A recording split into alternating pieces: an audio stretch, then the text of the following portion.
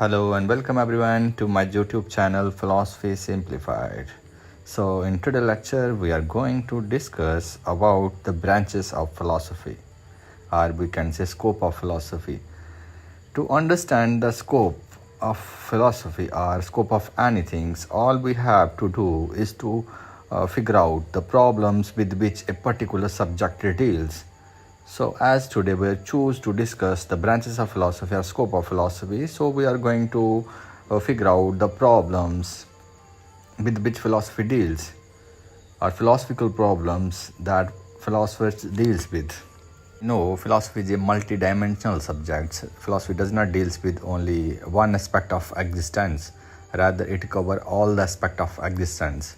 That is why it is also known as the mother of all sciences, as well as we can say this is the oldest discipline in the history of mankind. So classical philosophy, or we say in traditional philosophy, all the philosophical problems are classified into three branches.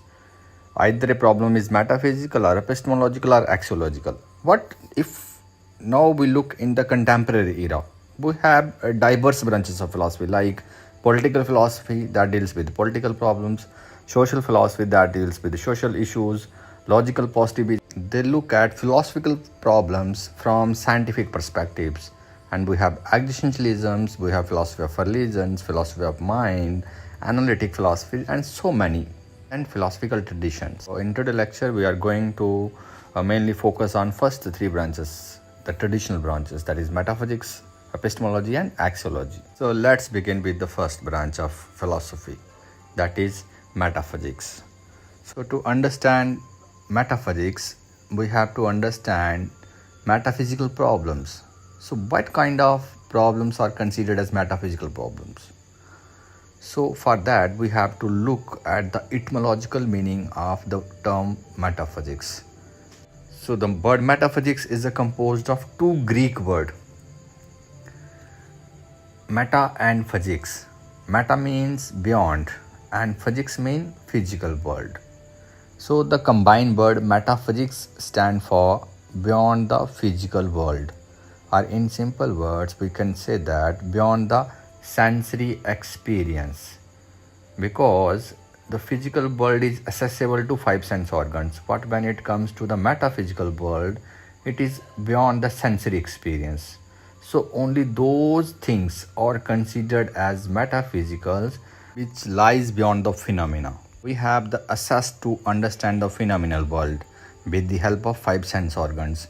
When it comes to the transcendental world, the world beyond the sensory experience, a world of abstractions, a world that we cannot experience with sense organs, that entities, that objects, that concepts are classified as metaphysical entities, transcendental objects or transcendental entities. So we wonder about what kind of objects are classified as metaphysical objects or transcendental objects or transcendental entities, like God, like mind, the nature of space, time, causation. All these objects, concepts, classified as metaphysical entities. So in metaphysics, we ask questions like what is substance, what is reality, is reality one, two, or many, is reality material or mental, how a non-physical mind affect a physical body, is the nature of space as well as time, what is causation, is there life after death. There are so many such questions with which metaphysics deals. So all the questions that I raised here are classified as metaphysical problems. They're concerned with the reality. So in metaphysics, we basically ask the questions concerning reality. Basically, questions concerning realities lies in the noumena, beyond phenomena. So the next branch of philosophy is epistemology. The word epistemology is also derived from two Greek words, episteme and logy. The Greek word episteme stands for knowledge and logy stand for science or theory. So the composite word epistemology stand for science of knowledge or theory of knowledge. So in epistemology, we discussed problems concerning knowledge, as we discussed problem concerning reality in metaphysics. So any problem concerning knowledge is considered as epistemological problems, like what is knowledge possible, what is the source of knowledge, what is the types of knowledge, is it possible to verify the knowledge, what are the different sources of knowledge. In philosophy, if a philosopher discussed about knowledge or any problem concerning knowledge, it is considered as epistemological problems. In philosophy, particularly modern Western philosophy, if we look at rationalism or empiricisms, they are epistemological schools. That the reason is the primary source of knowledge. According to empiricists, experience is the primary source of knowledge. And as rationalists believe that there are innate ideas.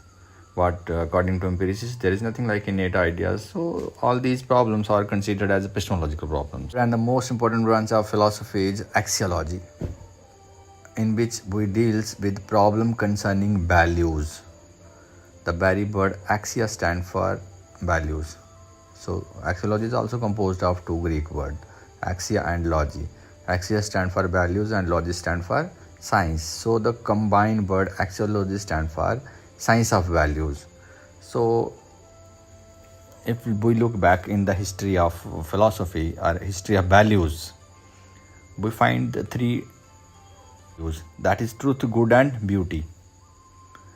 And axiology has three branches that deals with these three values. Logic deals with truth, ethics deals with good, and aesthetic deals with beauty. So any problem concerning values are considered as axiological problems.